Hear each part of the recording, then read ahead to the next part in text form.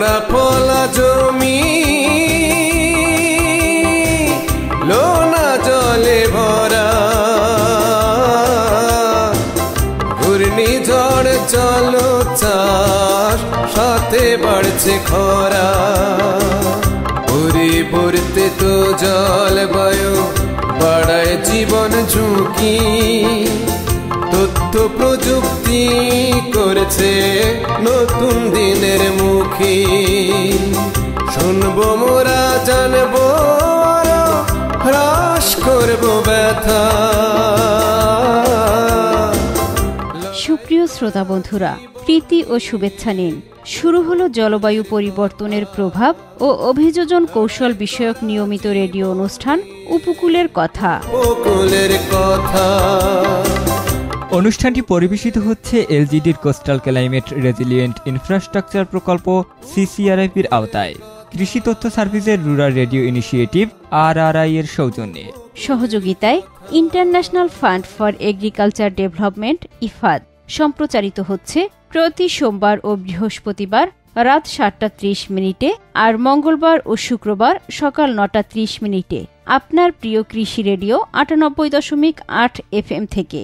আর এই অনুষ্ঠানটিতে আপনাদের সাথে আছি আমি মেহেদি হাসান, আমি শাহনাজ পারভীন।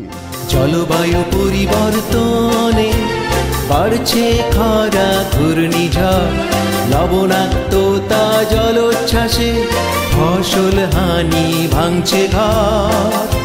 জলবায়ুর পরিবর্তনে বদলে যাচ্ছে পৃথিবী, বদলে যাচ্ছে আমাদের জীবনযাত্রা। বেড়েই চলছে প্রাকৃতিক দুর্যোগ, বাড়ছে খাদ্যের অনিশ্চয়তা, ঘটছে পেশার পরিবর্তন, মানুষ হচ্ছে অভিবাসী। জলবায়ু পরিবর্তনের এই সংকট মোকাবেলায় চলুন সবাই সম্মিলিতভাবে এগিয়ে আসি। জনস্বার্থে rural radio initiative RRI, coastal climate resilient infrastructure project CCRIP। প্রিয় শ্রোতা, শুরুতেই জেনে নেই কি কি বিষয় দিয়ে সাজিয়েছি আজকের উপকূলের কথা অনুষ্ঠান। প্রথমেই শুনতে পাবেন সবুজ বেষ্টনী নিয়ে একটি প্রতিবেদন, থাকছে বিশেষজ্ঞের সাক্ষাৎকার। কৃষি বিনোদন পর্বে শুনতে পাবেন বিষয়ভিত্তিক নাটিকা এবং সিসিআরআইপির স্থানীয় কার্যক্রমের উপর প্রতিবেদন। আর আপনাদের জন্য রয়েছে নিয়মিত আয়োজন, কুইজ ও রচনা প্রতিযোগিতা। শুরুতেই শুনে আসি সবুজ বেষ্টনী নিয়ে একটি প্রতিবেদন। প্রতিবেদনটি তৈরি করেছেন মেঘ আহমেদ। 1991 সালের 29 এপ্রিল দেশে এক প্রলয়ঙ্কারী ঘূর্ণিঝড়ে উপকূলের বিস্তীর্ণ এলাকা লণ্ডভণ্ড হয়ে যায়। প্রাণ হারায় প্রায় 1.5 লাখ লোক, সম্পদ নষ্ট হয় কয়েকশো কোটি টাকার। স্মরণকালের ভয়াবহতম এই ঘূর্ণিঝড়ের পর আরও বেশ কয়েকটি ছোট বড় ঘূর্ণিঝড় বয়ে যায় দেশের উপর দিয়ে। বিশেষ করে 2007 সালে সিডর এবং 2009 সালে আইলে আঘাত হানে উপকূলে। কিন্তু এ দুটি ঘূর্ণিঝড়ে ক্ষয়ক্ষতি আগের মতো হয়নি। এর অন্যতম কারণ উপকূলীয় সবুজ বেষ্টনী বা উপকূলীয় বন। বন্ধুরা, আমরা কথা বলেছি আমতলী বৈঠাঘাটা গ্রামের সবুজ বেষ্টনী প্রকল্পের দুজন উপকারভোগীর সাথে। তাদের কাছে আমরা জানতে চেয়েছিলাম সবুজ বেষ্টনীর সার্বিক কার্যক্রম নিয়ে। মোহাম্মদ আব্দুল খালেক হাওলাদার, আমি বৈঠাঘাটা সবুজ বেষ্টনীর সদস্য। 2 কিলোমিটার রাস্তা, কিন্তু আমাদের দায়িত্ব 1 কিলোমিটার আর 1 কিলোমিটারের লো পারে। আকাশমণি, শিশু, জেলাপি, বাবলা, সুবরি গাছ দিয়েছিল, নারিকেল গাছ দিয়েছিল, তাই নারিকেল সুবরি নাই, এখন এই গাছই আছে। বর্তমান অবস্থা পরিস্থিতি খুবই ভালো, কিন্তু সিডারে অনেক গাছ নষ্ট হয়ে গেছে। এখন যে গাছ আছে মোটামুটি ভালোই আছে। উদ্দেশ্য পরিবেশ ভারসাম্য রক্ষা করার জন্য এবং রাস্তা বেড়িবাঁধ যাতে নষ্ট না হয়, মাটি নষ্ট না হয়, এটা সবই রক্ষা হয়েছে, সবই আমাদের উপকারও হয়েছে। গ্রামের সদস্যদেরও যে কোনো কাজে আমাকে উপকৃত। আমার নাম মোহাম্মদ হুমায়ুন কবির, গ্রাম বৈঠাঘাটা। এটার নাম বৈঠাঘাটা সবুজ বেষ্টনী প্রকল্প। আমি এই বৈঠাঘাটা সবুজ বেষ্টনী প্রকল্পের সেক্রেটারি। এটা আছে আমার 2 কিলো, কিন্তু আমরা 1 কিলোর দায়িত্বে আমার মূলত সদস্য 27 জন। এটা গাছ লাগাইছে আমার 7-8 প্রকার। প্রথম লাগাইছিলে আমার ভাবলা দিয়ে বেড়া দিয়েছিলে, তারপর কাটা মেহেন্দি, আকাশমণি, শিশু, ইপিলিপিলগুলো আমার বিলুপ্তগুলো ওই উঁচু জমি, এই জন্য মারা গেছে। আর আকাশমণি এবং শিশুগুলো আছে, আর কাটা মেহেন্দিগুলো, যেটা আমাদের দেশে বলে জিলাপি।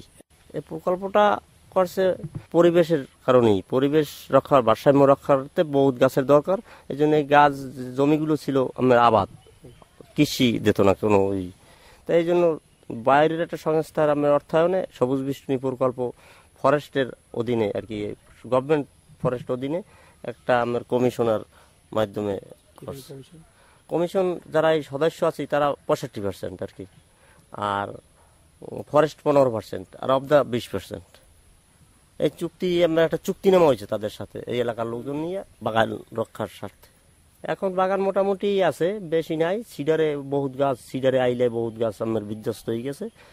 এটা উপকার হয়েছে, আমার পরিবেশ রক্ষা হয়েছে, এক আমার রাস্তার যে মাটিটা ধরে রাখছে, আমার বন্যার প্রভাবটা কম পড়ছে এই এলাকায়। এবং আরও একটা সুবিধা আছে, আমার এই গাছগুলো থাকলে আমার রোদ্রু পড়ে না, রাস্তা দিয়ে হাঁটাচলা করলে মানুষের রোদ্রু পড়ে না, একটা ছায়ার মতো থাকে। এটাও একটা মানুষের উপকার। দেশের নোয়াখালী, লক্ষ্মীপুর, ভোলা, পটুয়াখালী, বরগুনা, পিরোজপুর, চট্টগ্রাম এবং কক্সবাজার জেলার উপকূল ঘিরে সবুজ বেষ্টনী তৈরির কাজ অব্যাহত রয়েছে। প্রতি বছর এ বেষ্টনীর আকার বাড়ছে। উপকূলের জেগে ওঠা চরভূমিতে 1965 সাল থেকে এ বন সৃষ্টি করা হচ্ছে। এ বনকে প্যারাবনও বলা হয়। এ বন ঘূর্ণিঝড় ও জলোচ্ছ্বাসের তীব্রতা থেকে উপকূলীয় এলাকার জানমাল রক্ষা করে। আমরা কথা বলেছিলাম আমতলী এনএসএস এর নির্বাহী পরিচালক শাহাবুদ্দিন পান্নার সাথে। তিনি আমাদের বলেছেন সবুজ বেষ্টনী ও ম্যানগ্রোভ বন সংরক্ষণ ও সৃজন সম্পর্কে। 91 ঘূর্ণিঝড় কিন্তু রক্ষা হয়েছে আমাদের সুন্দরবনের কারণে। পরবর্তী সময় আমরা সিডোরেও দেখেছি যে সুন্দরবনের কারণে আমাদের সুন্দরবনের আশেপাশে ক্ষয়ক্ষতিটা অত বেশি হয়নি। অর্থাৎ বনায়ন আমাদেরকে ঘূর্ণিঝড় থেকে রক্ষা করতে পারে, এটি একটি বড় চিন্তা এবং বাস্তবে আমরা দেখছি যে এটা ঘটেছে। এবং ওই চিন্তা থেকে উপকূলীয় সবুজ বেষ্টনী প্রকল্প এবং সবুজ বেষ্টনীর ফলে একদিকে যেমনি বেড়িবাঁধগুলো জলোচ্ছ্বাসের হাত থেকে রক্ষা পেয়েছে, অন্যদিকে বনায়নের কারণে আশেপাশে যেসব জনগোষ্ঠী আছে তারা ঘূর্ণিঝড়ের হাত থেকে রক্ষা পেয়েছে। উপকূলীয় সবুজ বেষ্টনী আমাদেরকে ঘূর্ণিঝড়ের হাত থেকে রক্ষা করার ক্ষেত্রে একটি গুরুত্বপূর্ণ ভূমিকা পালন করছে। আমরা জানি আমাদের অঞ্চল ঘূর্ণিঝড় প্রবণ অঞ্চল, আমরা তো ঘূর্ণিঝড়কে ঠেকাতে পারবো না। সেক্ষেত্রে ব্যাপক প্রস্তুতি এবং যাতে আগাম পরিকল্পনা করে আমাদের জানমালের রক্ষা করা যায়, ক্ষয়ক্ষতি কমিয়ে আনা যায়, সেই উদ্যোগটি গ্রহণ করতে হবে। শুধু ঘূর্ণিঝড় না, আমরা জানি যে আমাদের জলবায়ু পরিবর্তন হচ্ছে। জলবায়ু পরিবর্তনের বড় কারণ হচ্ছে যে বৈশ্বিক উষ্ণতা বাড়ছে। তো সেক্ষেত্রে আমাদের বনায়ন এই ক্ষেত্রে একটি গুরুত্বপূর্ণ ভূমিকা পালন করতে পারে। আমরা জানি কার্বন ডাই অক্সাইড বন গ্রহণ করে এবং অক্সিজেন ত্যাগ করে। তো সেক্ষেত্রে কার্বন ডাই অক্সাইড যদি বন গ্রহণ করে, অক্সিজেন ত্যাগ করে, তাহলে এইখানে উষ্ণতা কমবে এবং আমাদের যে পরিবেশের ভারসাম্য সেটি রক্ষা হবে।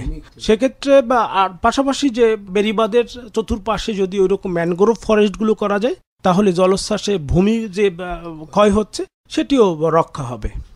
বনায়ন সৃজনের পাশাপাশি বন রক্ষার ক্ষেত্রেও উদ্যোগ গ্রহণ করতে হবে।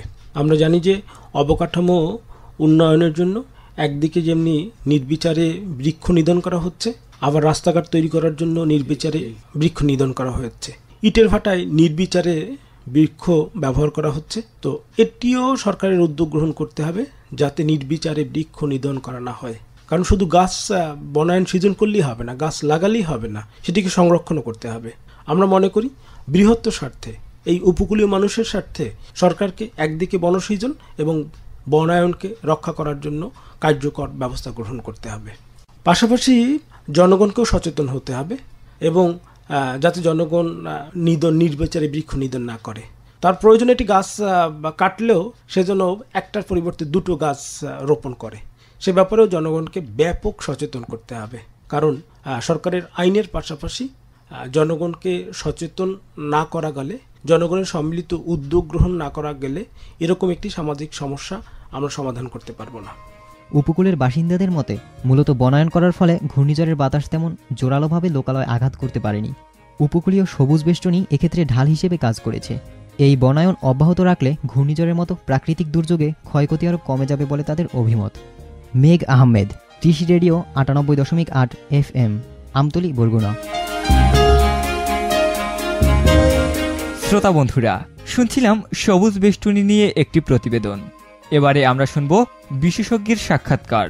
কথা বলছিলাম কৃষিবিদ মোহাম্মদ মঞ্জুর হোসেন, তথ্য অফিসার, কৃষি তথ্য সার্ভিস, খামারবাড়ির সাথে। তিনি আমাদের বলেছেন আপৎকালীন বীজতলা সম্পর্কে। আপৎকালীন বীজতলা কি এবং কেন করব? বন্যার কারণে অনেক জায়গায় রোপা আমনের চারার বীজতলায় নষ্ট হয়ে যায়। আবার হচ্ছে অনেক সময় দেখা যায় কি যে কি বন্যার পরবর্তীতে চারা রোপণ করার মতো বীজতলা জায়গাও থাকে না এবং সময়ও থাকে না।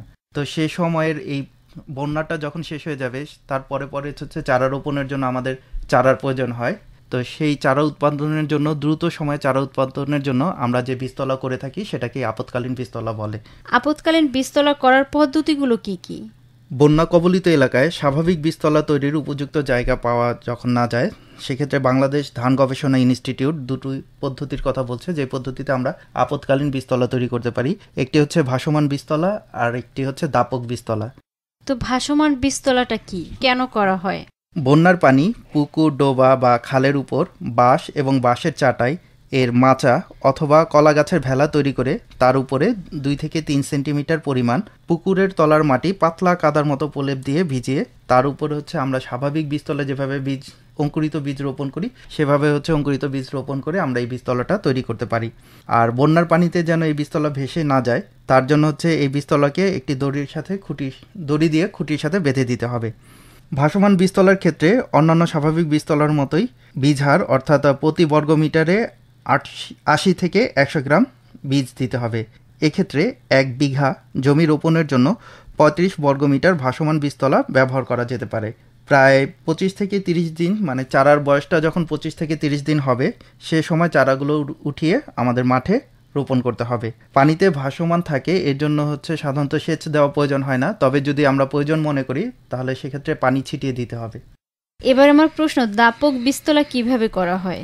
দাপক বীজতলা করতে হলে হচ্ছে যে কি আমাদের যদি হাতে খুব কম সময় থাকে, ধরেন আমার হাতে হচ্ছে 7 থেকে 15 দিনের মতো সময় আছে, এর মধ্যে যদি আমি চারা রোপণ করতে চাই, চারাটা তৈরি করতে চাই, তখন আমরা দাপক পদ্ধতিতে হচ্ছে চারা উৎপাদন করি। বাড়ির উঠান বা যে কোনো শুকনো জায়গায় অথবা কাদাময় সমতল জমিতে পলিথিন, কাঠ অথবা কলা গাছের বাকল দিয়ে তৈরি চৌকোনা ঘরের মতো করে তার মধ্যে অঙ্কুরিত বীজ ছিটিয়ে দিতে হয়। এই বীজতলা মাটি থেকে চারা গাছ কোনোরূপ খাদ্য বা পানি গ্রহণ করতে পারে না বলে বীজতলায় প্রয়োজন মাফিক পানি ছিটিয়ে দিতে হবে। আর মাত্র 2 সপ্তাহ পরে এই পদ্ধতিতে উৎপাদিত চারা রোপণ করতে হবে, নয়তো কিন্তু খাদ্যের অভাবে চারা গাছগুলো মরে যায়। বীজতলায় প্রতি বর্গমিটারে সর্বোচ্চ 3 কেজি অঙ্কুরিত বীজ দিতে হয়। এভাবে প্রস্তুতকৃত 2 থেকে 3 বর্গমিটার দাপক বীজতলা থেকে উৎপাদিত চারা 1 বিঘা জমি রোপণ করার জন্য যথেষ্ট। দাপক বীজতলার প্রস্থ সাধারণত হচ্ছে আমরা 1.5 মিটার রাখি, আর দৈর্ঘ্য হচ্ছে আমাদের প্রয়োজন মতো, যতটুকু আমার জমি প্রয়োজন ততটুকু হচ্ছে দৈর্ঘ্য করে নিতে পারবো। এভাবে করা বীজতলা থেকে 14-15 দিন বয়সের চারা জমিতে রোপণ করতে হবে। চারার বয়স বাড়ার সাথে সাথে চারাগুলোর গুণগত মান কিন্তু নষ্ট হয়ে যায়, এর জন্য যত দ্রুত সম্ভব আমাদের চারাগুলো রোপণ করে নিতে হবে। আর এই চারাগুলো হচ্ছে যে কি মৃত্যু হার অনেকটা বেশি থাকে, এর জন্য যখন আমরা চারা রোপণ করব প্রতি গোছায় 4 থেকে 5টি চারা দিলে এই সমস্যাটা সমাধান হয়ে যায়। আর দাপক চারার উচ্চতা কম থাকে বলে জমিতে লাগানোর সময় যেন এমন পরিমাণ পানি না থাকে যাতে করে চারা পানির নিচে চলে যায়। ধন্যবাদ স্যার আপনাকে। শ্রোতা বন্ধুরা, শুনলাম আপৎকালীন বীজতলা সম্পর্কে কৃষিবিদ মোহাম্মদ মঞ্জুর হোসেনের সাক্ষাৎকার। আপনারা শুনছেন কৃষি রেডিও নিয়মিত ম্যাগাজিন অনুষ্ঠান উপকূলের কথা। সাথে আছি আমি শাহনাজ পারভিন এবং আমি মেহেদি হাসান। অনুষ্ঠানটি পরিবেশিত হচ্ছে এলজিডির কোস্টাল ক্লাইমেট রেজিলিয়েন্ট ইনফ্রাস্ট্রাকচার প্রকল্প সিসিআরআইপির আওতায় কৃষি তথ্য সার্ভিসের রুরাল রেডিও ইনিশিয়েটিভ RRI এর সৌজন্যে, সহযোগিতায় international fund for agriculture development IFAD। পৃথিবীর উপরে মানুষের উপরে আঘাত এসেছে বারবার, পৃথিবীর উপরে মানুষের উপরে আঘাত এসেছে বারবার। অদম্য মানুষ লড়েছে চিরকাল, থেমে তো সে থাকেনি আর। অদম্য মানুষ লড়েছে চিরকাল, থেমে তো সে থাকেনি আর। তাই হোক যত জলবায়ু পরিবর্তন, আমরা বাঁচব, আমরা বাঁচাবো, আমরা সাজাবো পৃথিবীকে মনের মতন, আমরা সাজাবো পৃথিবীকে মনের মতন। বাংলাদেশ একটি দুর্যোগ প্রবণ দেশ। জলবায়ু পরিবর্তনের ফলে প্রাকৃতিক দুর্যোগের তীব্রতা বেড়েই চলেছে। এদেশের কৃষিক্ষেত্র হচ্ছে সবচেয়ে বেশি ক্ষতিগ্রস্ত। বিশেষ করে উপকূলীয় অঞ্চলের মানুষের প্রকৃতির বিরূপ আচরণের সাথে লড়াইটা আরও দীর্ঘ হচ্ছে। আর এ জলবায়ু পরিবর্তনের প্রভাব নিয়েই বিশেষ অনুষ্ঠান উপকূলের কথা। স্থানীয় সরকার, পল্লী উন্নয়ন ও সমবায় মন্ত্রণালয়ের স্থানীয় সরকার বিভাগের আওতাধীন স্থানীয় সরকার প্রকৌশলী অধিদপ্তর LGED প্রকল্পটি বাস্তবায়ন করছে। এ প্রকল্পের একটি উল্লেখযোগ্য কার্যক্রম হচ্ছে রুরাল রেডিও ইনিশিয়েটিভ বা RRI, যা বাস্তবায়ন করছে কৃষি মন্ত্রণালয়ের কৃষি তথ্য সার্ভিস। আর এতে মাঠ পর্যায়ে সম্প্রচার সহযোগী হিসেবে রয়েছে উপকূলীয় 4টি কমিউনিটি রেডিও। রেডিওগুলো হচ্ছে খুলনার কয়রার রেডিও সুন্দরবন, সাতক্ষীরা কালীগঞ্জ উপজেলার রেডিও নলতা, বরগুনা সদরের লোকবেতার ও আমতলী উপজেলার কৃষি রেডিও। এ 4টি রেডিও থেকে সম্প্রচারিত হচ্ছে নিয়মিত রেডিও অনুষ্ঠান উপকূলের কথা। পৃথিবীর উপরে মানুষের উপরে আঘাত এসেছে বারবার, যেখানে তুলে ধরা হচ্ছে জলবায়ু পরিবর্তনের ঝুঁকি হ্রাস বিষয়ক জ্ঞান ও প্রয়োজনীয় অভিযোজন কৌশল। লবণ সহনীয় ফসল চাষে হতে হবে অগ্রগামী, জমির আইলে চাষ করে গড়ব আমাদের আগামী। লবণ সহনীয় ফসল চাষে হতে হবে অগ্রগামী, জমির আইলে চাষ করে গড়ব আমাদের আগামী। সরজান পদ্ধতিতে জমি চাষ এসো করি আমরা গ্রহণ।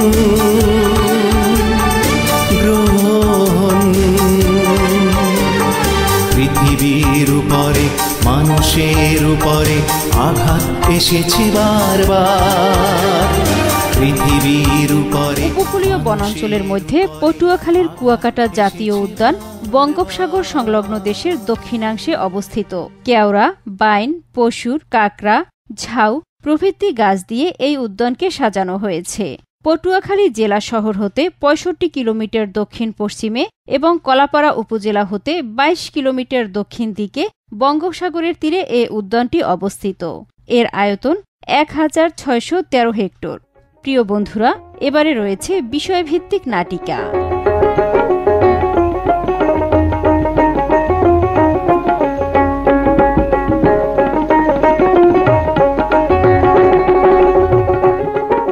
আল্লাহ মেঘ দে পানি দে ছায়া দে রে তুই, আল্লাহ মেঘ দে। কিরে বাবুলিয়া, তুই এইরকম গান গজল গাইলে আল্লাহ তোরে পানি দেবে? তুই এই মনে করছো? আরে মুই কি হেল লইকে গাই? মুই তো আমি গাইতে আছি মনের আনন্দে। ও, তাই এরকম গান গজল গাইয়া কমে যাও? যাম আর কই, ওই তালুকদার বাড়ি যাই, ডাকা দিয়া সুমান আইছে বলতো, আমারে ফোনে যাইতে বলছে। যাইতে তো তোরই কইবে, তাই যা। বুঝলি, তুই এর লেগেই এত খুশি। যা, গান আর গজল গাইতে গাইতে নাচতে নাচতে যা।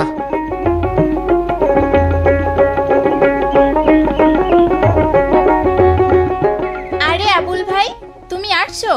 আজ কিন্তু আমাকে পুরো গ্রাম ঘুরাইয়ে দেখাবা, ঠিক আছে? হয়, তুমি হেই কবে গ্রামে আইছিলা? তোমারে যাও, আজকে একাল সব গ্রাম আমি তোমারে ঘুরাই দেখাবো। আচ্ছা চলো এবার। আচ্ছা বাবুল ভাই, একটা কথা বলো তো, আগে গ্রামে কত গাছ ছিল, পাখি ছিল, গ্রামটা দেখতে কত সুন্দর ছিল। আজকাল তো দেখাই যায় না, গ্রামের চেহারাই পুরা পাল্টে গেছে। কি আর করমু ভাই, ওই গ্রামের মানুষ গাছ কাটতে কেউ বেশিয়ালায়, কেউ আবার গাছ কাটতে আগুনে পড়ে, কেউ আবার ঘরবাড়ি বানায়, সবাই গাছ কাটতে আসে যার যার মতো হয়ে, সব ছাপা কুটি হেলায়। শোনো বাবুল ভাই, গ্রামের মানুষগুলো বুঝতেই পারে না যে গাছ কাটা তাদের কতটা ক্ষতিকর, কতটা বিপদ ডেকে আনতে পারে এই গাছ কাটা। তুমি ওটা কও কি? গাছ কাটলে হ্যাঁ আবার ক্ষতি হয় কেমনি? শোনো ভাই, গাছ মানুষের পরম বন্ধু। গাছ আছে বলেই তো এই পৃথিবীতে মানুষ বেঁচে আছে। তুমি জানো এই গাছ আমাদের কত বিপদ থেকে রক্ষা করে? না, মুই তো জানি না। এবার মুই তো তোমার না লেখাপড়াও অত হরি নেই। শোনো, তুমি এসব বিষয় জানতে হলে লেখাপড়া করার দরকার হয় না। শোনো তুমি, এই গাছ আমাদের বন্যা, খরা, নদী ভাঙন থেকে রক্ষা করে। এছাড়া আমাদের জীবনে আরও কত উপকারে আসে গাছ। হয়, বুঝতে পারলাম। আর এর থেকেও সব থেকে যেটা বড় ব্যাপার, সেটা হচ্ছে গাছই কিন্তু আমাদের বাঁচিয়ে রাখে। এই যে আমরা কার্বন ডাই অক্সাইড ত্যাগ করছি, এটা গাছ গ্রহণ করছে। আর যে তুমি এই নিঃশ্বাসটা নিচ্ছ, এটা কিন্তু এই গাছের দেয়া অক্সিজেনটা থেকেই তুমি নিচ্ছ, বুঝলা? গাছ না থাকলে কিন্তু তুমি বেঁচেই থাকতে পারবা না। তারপরে এই যে পরিবেশের তাপ বৃদ্ধি পাচ্ছে, এই তাপটাও কিন্তু গাছই শোষণ করে। একটা খাঁটি কথা কইছো তো তুমি। মোরা তো আর আগে এইরকম কোনোদিন চিনতে ভাবনা হইতে দেই নেই, তাই এইবার মোরা বুঝতে পারছি। বিশেষ করে মুই এইবার বুঝতে পারছি, এলাকার সবাই রে মুই বুঝাইয়া কমু। শুধু বুঝলে বা সবাইকে বললেই কিন্তু হবে না। আমি এবার তোমাদের সবাইকে নিয়ে গ্রামে একটা সবুজ বেষ্টনী গড়ে তুলব। কি থাকবে তো আমার সাথে? কি বলছো? থাকমু মানি, এককালে তোমার সাথে সাথে থাকমু। আর সবাই রে কমু, তারাও যেন তোমার লগে থাকে। গাছ লাগান যে এত বড় উপকার, এই মেলা উপকার, এই যে মোরা আগে বুঝি নাই। এবার তো বুঝছো। এবার আমার সাথে সাথে বলো, রক্ষা করব বন, বাঁচাবো জীবন, সবুজ বেষ্টনী করব, সুন্দর জীবন গড়ব।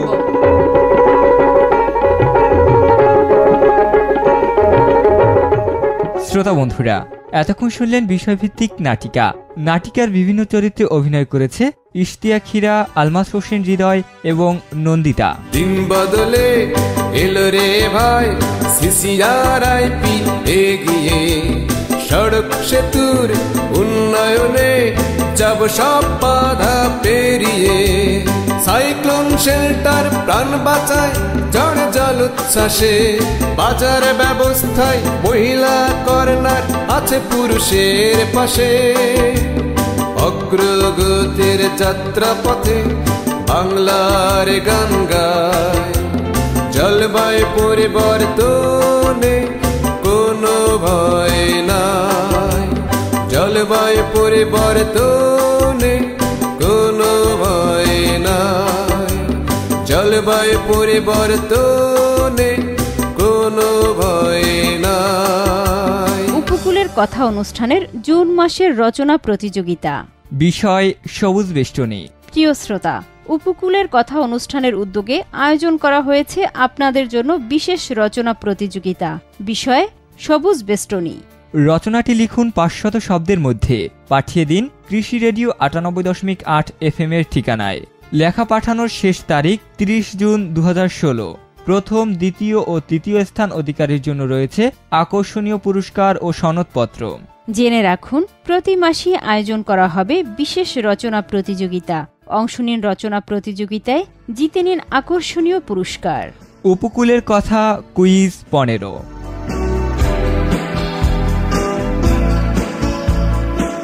আজকের প্রশ্ন, কুয়াকাটা জাতীয় উদ্যান পটুয়াখালী জেলা শহর হতে কত কিলোমিটার দূরে? প্রশ্নটি আবারও বলছি, কুয়াকাটা জাতীয় উদ্যান পটুয়াখালী জেলা শহর হতে কত কিলোমিটার দূরে? Option A 55 kilometre, option B 65 kilometre. উত্তর পাঠাবেন 25 জুনের মধ্যে। আর উত্তর পাঠানোর সময় খামে পর্ব নম্বর লিখতে একদমই ভুলবেন না। আমাদের কাছে চিঠি পাঠানো ঠিকানা, প্রযোজক উপকূলের কথা, কৃষি রেডিও 98.8 FM, আমতলী, বরগুনা 8710।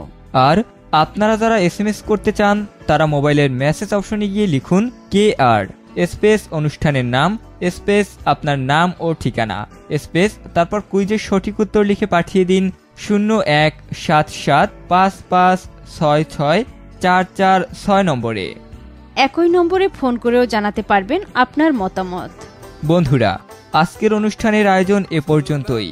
অনুষ্ঠানটি শুনতে পাচ্ছেন প্রতি সোমবার ও বৃহস্পতিবার রাত 7:30 আর মঙ্গলবার ও শুক্রবার সকাল 9:30 আপনার প্রিয় কৃষি রেডিও 98.8 FM থেকে।